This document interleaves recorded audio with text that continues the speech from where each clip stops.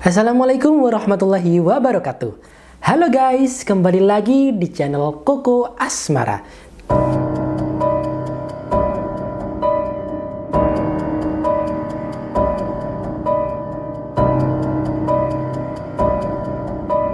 Cerita ini datang dari seseorang, anggap aja namanya Ardi.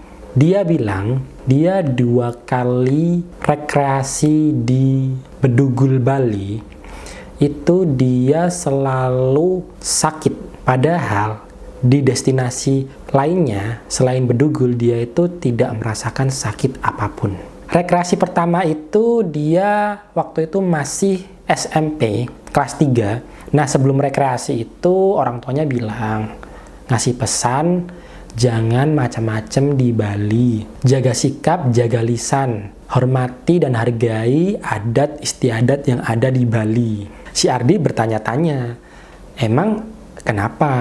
Orang tuanya jawab, udahlah nanti kamu bakal tahu sendiri kok di sana. Singkatnya, dia dan teman-teman SMP-nya itu sudah sampai di Pulau Bali. Nah, selama perjalanan, si Ardi itu sering banget ngelihat kayak sesajen, bentuknya sesajen katanya. Ditaruh di pertigaan, perempatan, depan rumah, depan gang. Dia tanya akhirnya ke gurunya, Pak, itu sesajen ngapain ditaruh di jalan? Pak gurunya bilang, ya itu adalah adat yang ada di sini. Mungkin saja buat leluhur yang ada di sini. Jadi kalau kita orang luar Bali, kalau ketemu seperti itu jangan diambil, jangan diinjek, jangan dibuang. Kalaupun ada di jalan, mending dilewatin aja. Oh gitu. Nah, si Adil langsung paham, oh ini mungkin ya yang dibilang sama orang tuanya. Akhirnya mereka sampai di motel.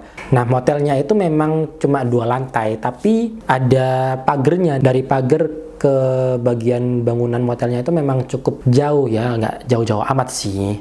Cukup jauh. Ardi itu dapat kamar yang di lantai 2. Yang kamarnya itu langsung ngeliat ke halaman. Nah, sekitar jam 8 malam, Pak gurunya itu udah patroli, sweeping. Ya, itulah patroli. Bilang ke siswa-siswanya, jangan tidur lewat jam 9 malam ya. Jangan ada yang keluar kamar. Nah, jam 9 lewat, dia tuh udah mau tidur, tapi kayak gelisah, kayak nggak enak buat tidur. Dan teman-temannya yang di ruangan sebelah itu masih rame. Ada yang di luar, ada yang nyanyi-nyanyi.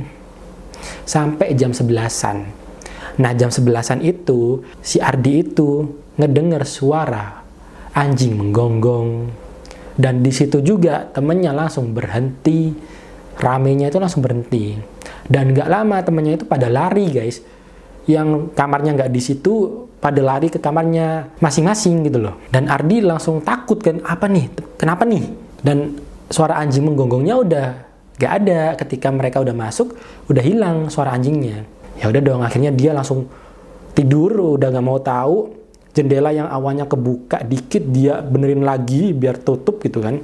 Paginya dia tanya ke teman-temannya, kalian kemarin malam kenapa kok pada lari-lari? Temannya bilang, tadi malam itu ada anjing menggonggong deket pagar. Dia itu kayak ngelihat sesuatu di pagar, tapi kita itu gak ngelihat apa-apa. Ya udah, kita akhirnya takut. Kita pada balik ke kamar masing-masing. Ya lagian kalian juga disuruh tidur malah nggak tidur, malah rame. Ya mungkin ada penghuni yang atau leluhur yang marah. Ya udah, akhirnya mereka melanjutkan destinasi mereka ke wisata, ya kan. Banyak katanya, ada pantai Pandawa, ada pantai ini. Terus terakhir itu adalah di wisata Bedugul katanya Ardi. Disinilah kejadian aneh keduanya. Dia itu di wisata-wisata sebelumnya itu aman, guys. Dia berangkat juga gak ada sakit. Beberapa wisata juga gak ada sakit. Dia masih ceria, masih bisa ketawa-ketawa, hahi.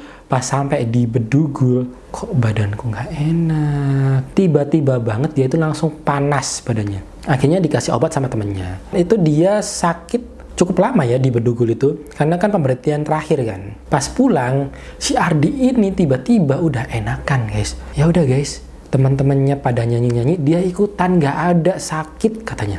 Nah, setelah kejadian Bedugul itu dan setelah kejadian yang di motel, pas kuliah dia itu ada studi studi tour gitu loh, semacam studi tour.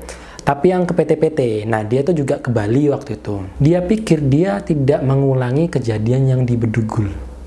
Karena ketika nyampe di Bali, dia tidak ada perkataan yang kasar, jelek, atau sikap yang jelek atau kasar, dia nggak ada.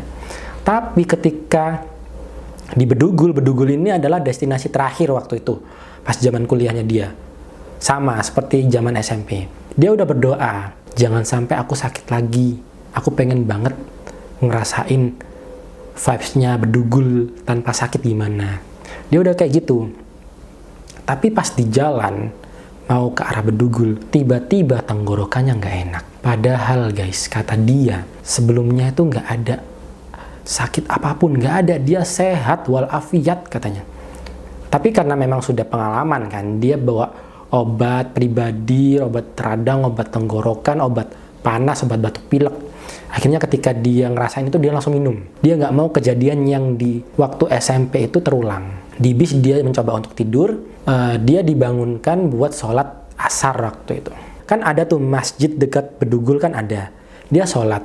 Pas sholat dia itu nggak ngerasain sama sekali panas, lemes, nyeri, nggak kuat berdiri tuh nggak ada. Sudah selesai semuanya, mereka pulang kan. Dan di jalan sama, dia bilang, aku di jalan itu nggak kenapa-napa, udah bisa nyanyi, udah bisa teriak-teriak, udah bisa jingkrak-jingkrak katanya. Bahkan sampai rumah pun aku sehat walafiat. 2 kali aku ke Bedugul seperti itu. Ini bukan ingin menjelekkan nama Bedugul, enggak ya guys ya, karena memang ini pengalaman pribadi kan, bukan yang benar-benar karena Bedugul nih jadi kayak gini. Bisa aja memang dia sebelumnya sakit atau gak enak badan tapi nggak dirasa gitu. Nah sampai sekarang si Ardi tuh masih belum bisa menemukan jawabannya kenapa. Jadi dia berpesan bukan karena Bedugulnya, mungkin aja memang dia ngerasa gak enak badan tapi nggak dirasa banget gitu loh, dianggap sepele, dan pada akhirnya dia jatuh sakit.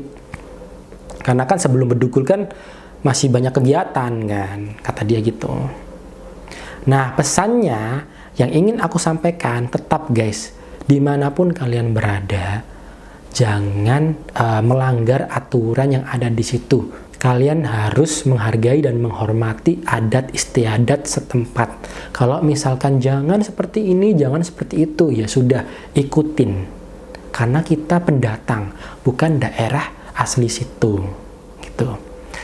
Oke, terima kasih sudah menonton video kali ini. Dan jangan lupa tungguin cerita-cerita horor dan misteri lainnya setiap hari Kamis malam Jumat pukul 19.00 waktu Indonesia Barat. Sampai jumpa di minggu depan. Assalamualaikum.